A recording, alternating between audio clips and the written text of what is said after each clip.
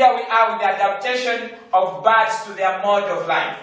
To adapt or adaptation means the features that make an organism suit its characteristics or behavior. One of the adaptations is the external features that distinguish birds from other vertebrates are the feathers.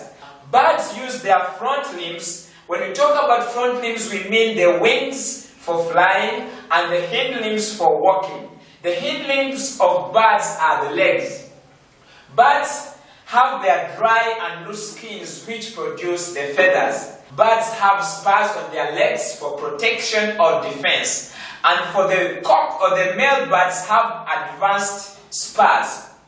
Feathers on the bodies of birds help to protect the inside parts from damage. Feathers keep the birds warm also.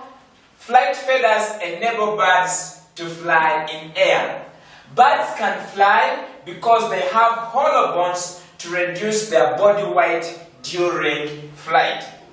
In the eyes of birds, they have a nictitating membrane which prevents foreign bodies from entering eyes when flying.